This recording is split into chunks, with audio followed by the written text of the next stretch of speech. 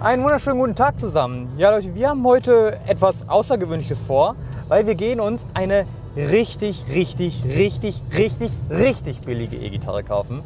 Und zwar, es geht um diese hier. Die habe ich vorhin bei eBay Kleinanzeigen gesehen, weil ich einfach so ein bisschen gestöbert habe. Und die kosten 10er. Und die kommt, also der Verkäufer kommt aus Mönchengladbach, da fahren wir jetzt hin. Und das ist halt eine Viertelstunde von uns. Wir waren jetzt tanken und gehen die mal abholen. Und wir gucken jetzt einfach mal, was kriegen wir eigentlich für eine E-Gitarre für einen 10er.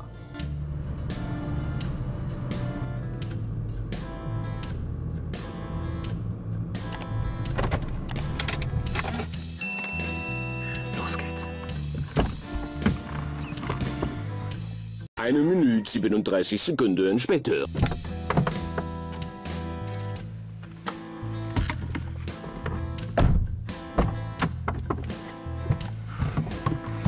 Gut, haben wir's. Ja, da ist das Schmuckestück. Ne? Zuerst mal ist es eine Fender Strat-Kopie. Ne? Und ich gehe mal davon aus, so ziemlich das Billigste, was man überhaupt nur finden kann. Woran mache ich das fest? Ich mache es an der Sunburst-Lackierung fest. Die ist nicht so hübsch. Ich habe schon einige Sunbursts gesehen und die ist halt eher nicht so prall. Aber ich denke auch an, also Kopfplatte, ne? Das ist halt so eine typische Fender-Kopie. Oh, jetzt verhake ich mich hier mit meinem Mikro. Also typische Fender-Kopie und halt günstige Mechaniken. Das Schöne ist, es ist noch ein bisschen die Folie auf den Mechaniken. Aber wir fangen jetzt wirklich mal bei den Basics an, was ich bis jetzt sehe und was ich rausgefunden habe. Wie gesagt, Fender Strat-Kopie, dreilagiges Schlagbrett, also weiß, schwarz, weiß. Ne, innen drin so eine schwarze Zwischenebene. Ansonsten drei Regler, nämlich einmal Volume, zweimal Ton, ne, typisch Strat-Style. Und wir haben ein 1, 2, 3, 4, 5 Wegeschalter, also auch wie bei einer Strat, dreimal Single Coils und hier hinten auch unsere einstellbare Saitenführung. Und was habe ich noch rausgefunden? Das ist eine volle Größe, also keine Kindergitarre oder sowas. Wir haben eine Mensur, irgendwie sowas 64 Zentimeter, irgendwie sowas. Und somit deckt sich das auch mit dem, was eine volle Größe ist. Also das ist eine Gitarre für Erwachsene. Sattelbreite ist ziemlich genau 42 mm. Ja, was kann ich jetzt hier noch so draus lesen? Also Korpusmaterial weiß ich natürlich nicht. Ich weiß allerdings, dass sie ziemlich vermackt ist. Ne? Und zwar sehr. Also wir haben überall Dreck. Ne? Also wenn man jetzt so, ja, das ist halt Dreck. Ne? Ich blende da mal so ein paar Bilder ein, dass ihr wisst, mit was wir es hier überhaupt zu tun haben. Ansonsten haben wir Strat-typischen geschraubten Hals und hier hinten musste man einen abgekriegt haben, weil hier sind Lackrisse oder generell fast schon ein Bruch, aber ich gehe mal davon aus, dass das nur Lack ist. Und wir haben auch einen Bruch hier auf der Seite, ne? Also so ein Lackrissbruch, keine Ahnung, irgendwie sowas. Hals ist geschraubt, typisch Fender oder typisch Strat-Style und hier hinten haben wir halt überall Macken. Ich weiß nicht, ob man das hier schon so erkennen kann. Keine Ahnung. Also ich denke, die erste Amtshandlung wird jetzt sein, diesen blöden Gurt mal abzumachen, dann die Gitarre mal sauber zu machen und dann mal gucken, was man da irgendwie optisch noch rausholen kann. Weil hier haben wir auch so ein paar dunkle Stellen. Ich glaube, das kann man jetzt sogar schon so im Video erkennen. Ansonsten, Foto kommt jetzt. Und was mich jetzt eigentlich noch viel brennender interessiert, ist, sag mal, kommt da eigentlich ein Ton raus? Das machen wir jetzt als allererstes. Also auf dem Kabel ist auf jeden Fall schon mal Saft.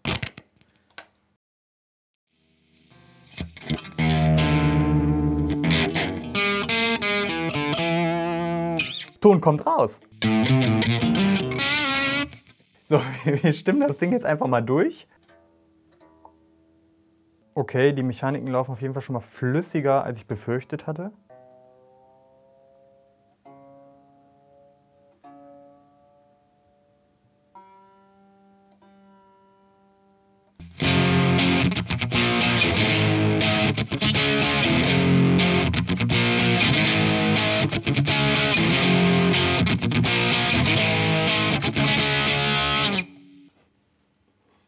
Ton kommt auf jeden Fall raus.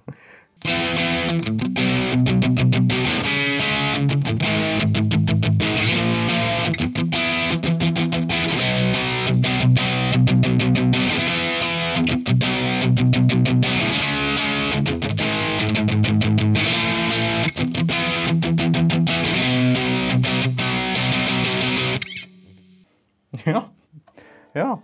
Ich würde sagen, das war's jetzt auch fürs Erste. Ne? Wir gucken, dass wir die jetzt erstmal fertig machen und dann schauen wir mal, was daraus so wird. Aus einer 10-Euro-Klampfe aus dem Netz. Eins finde ich jetzt noch ganz wichtig, witzig vor allem, so nicht wichtig, aber wichtig auch vielleicht. Was haben wir eigentlich für eine Seitenlage? Am 12. Bund haben wir bei dieser E-Gitarre eine Seitenlage. Ah, wie geil. Die Seitenlage beträgt am 12. Bund mehr als 3,5 mm. Also ihr könnt schon sehen, in was für einer Qualitätsklasse wir uns hier bewegen und vor allem, wie geil die eingestellt ist. Aber egal, da kümmern wir uns jetzt drum. Wir schauen nämlich, was kriegen wir da rausgeholt und kriegen wir die Gitarre in diesem Video überhaupt mal ordentlich zum Klingen und ist die Vollschrott oder kann man damit was tun? Wie versprochen haben wir als allererstes den Gurt abgemacht. Ja, der hat mich von Anfang an gestört. Wir haben dann die Saiten abgezogen, 4 Stück an der Zahl im Übrigen.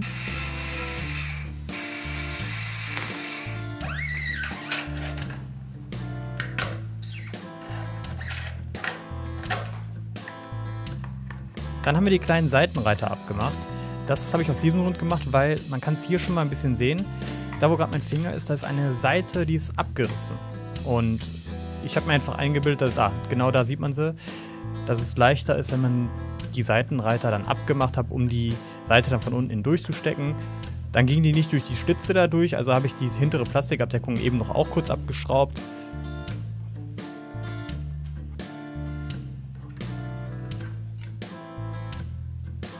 Und dann habe ich da die Seite rausgenommen.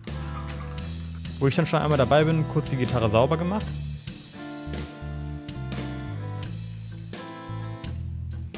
Die Folien von den Mechaniken abgemacht.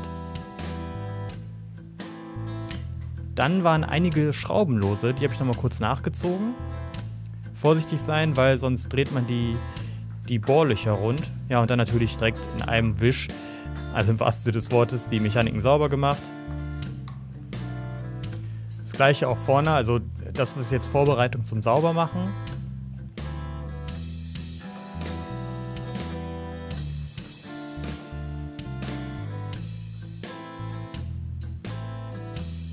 Weil ich denke, hier kann man ganz gut erkennen, wie viel Dreck und Staub da drauf ist. Das wollen wir nicht.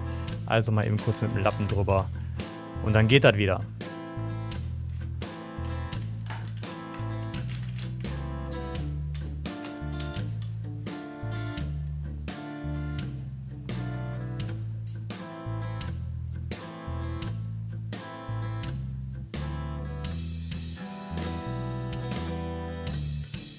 Jetzt habe ich die Bünde abgeschliffen, um vorher, also die Vorarbeit ist natürlich das Buntstäbchen immer abkleben, also das Griffbrett abkleben, damit man dann mit der Stahlwolle 4x0 im Übrigen nicht das Griffbrett verkratzt. Natürlich ist es bei so einer Gitarre nicht ganz so wichtig, aber ist so ein Arbeitsvorgehen von mir.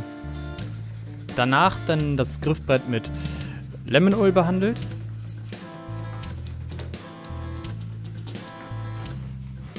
Mit dem Lappen nochmal drüber das überschüssige Öl ab und jetzt kann man hier schon sehen, dass die Farbe vom Griffbrett wieder rauskommt. So, und da ist das ein Problem gewesen, da ist Folie drunter, da kam ich nicht dran und musste dann den Hals abschrauben.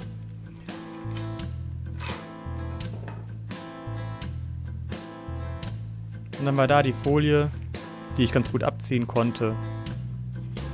Und wenn ich schon einmal dabei bin, kann ich auch direkt die Knöpfe abmachen, um das Schlagbrett dann vernünftig sauber zu machen. Weil da war wirklich, also das sieht man schon am Lappen, ne, wie dreckig der Lappen da jetzt schon ist. Also da war wirklich jede Menge Schmock und Dreck drauf. Aber es ging alles ganz gut weg. Hier haben wir Politur genommen, weil ich die dunklen Stellen wegpolieren wollte. Also erstmal verteilen. Und anschließend, wenn das ein bisschen angetrocknet ist, wegpolieren.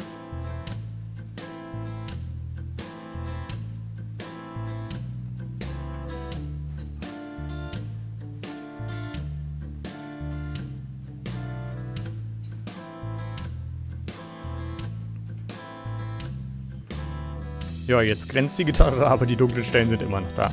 Also ich habe es nicht weggekriegt. Dann den Hals wieder festmachen.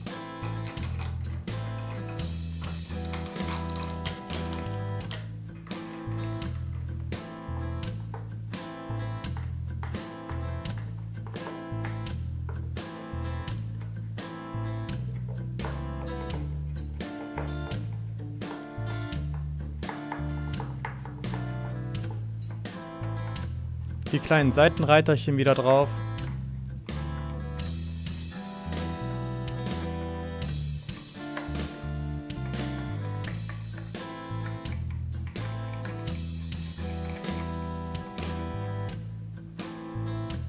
Die Knöpfe drauf.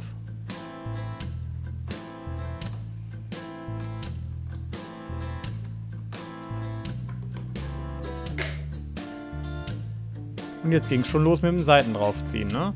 Ob man das bei einer Strat so macht, weiß ich nicht. Ich habe jetzt einfach direkt alle Seiten in einem Schwung durchgezogen und hatte sie dann direkt alle zusammen gleichzeitig auf der anderen Seite und habe dann meine Seiten draufgezogen. Das mache ich auch so bei Akustikgitarren. Ein ganz gutes Verfahren, so kann man ziemlich viel Zeit sparen, weil man nicht immer hin und her rennt.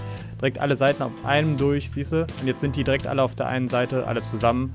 Und jetzt oben festmachen und dann fertig.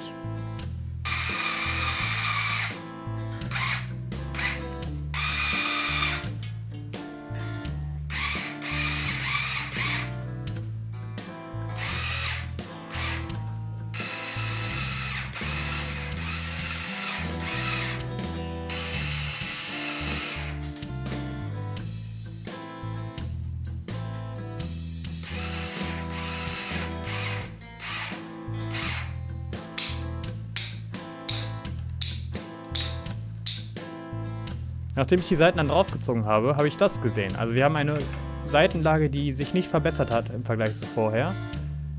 Ich habe das erste Mal Schiss, seitdem ich Gitarre mache, dass ich den Halsstab breche. Weil dass diesmal irgendwas kaputt geht. Weil der Halsstab war schon am Anschlag und es war für mich nicht weiter die Seiten, also es war für mich nicht möglich, diesen Halsstab weiter zu drehen und die Seitenlage flacher zu kriegen.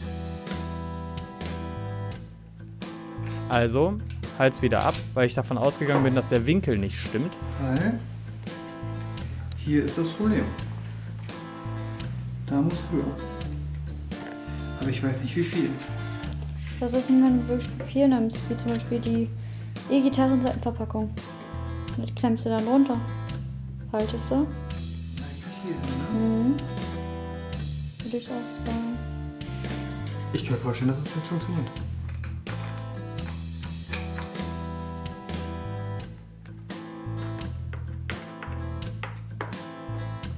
Und zum Schluss habe ich den Hals dann wieder festgezogen.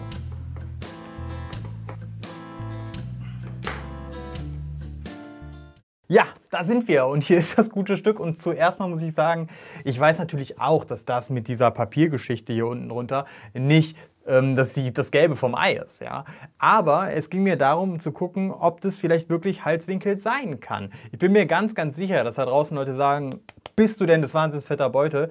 Wenn das gut ist und wenn das im Sinne des Erfinders wäre, dann hätte jede E-Gitarre Papier unterm Hals. Ja? Ich weiß auch, dass das nicht das Richtige ist. Aber wir haben jetzt eine Seitenlage von irgendwas zwischen 2,75 und 3 mm.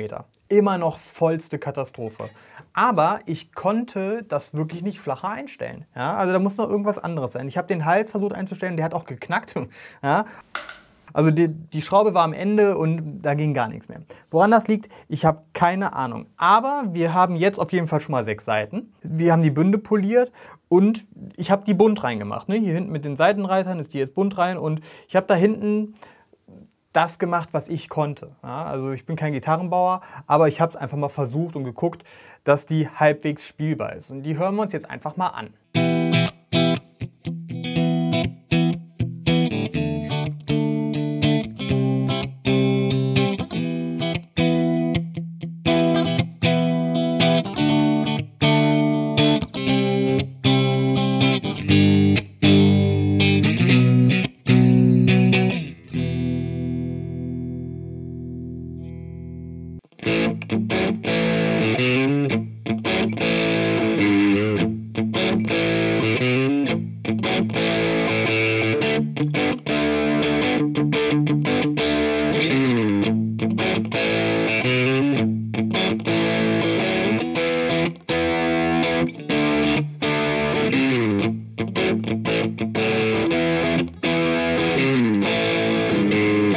Also was ich mir halt irgendwie vorstellen kann, ist, dass der Hals irgendwie an Steifigkeit verloren hat oder halt eben nicht von Anfang an nicht wirklich steif und hart war. Das Problem ist an der Geschichte, dass ich die Saiten quasi nur durch meinen Druck jetzt, also wenn ich jetzt so biege. Ich weiß nicht, wie ich das euch anschaulich gestalten kann. Ich versuche mal was. Dann kann ich nämlich ganz locker und entspannt die Seiten bis auf das Griffbrett runterdrücken, also 3 mm, ohne Probleme, wirklich ohne große Anstrengung. Also ich denke, dass der Hals da irgendwie nicht gerade der beste ist. Dennoch, also es funktioniert alles, ne? Also die Regler machen das, was sie sollen. Also man kann auch zwischen den Ton immer hin und her schalten. Und die ist auch jetzt einigermaßen bunt rein. Das einzige Problem ist die Seitenlage und damit die Bespielbarkeit.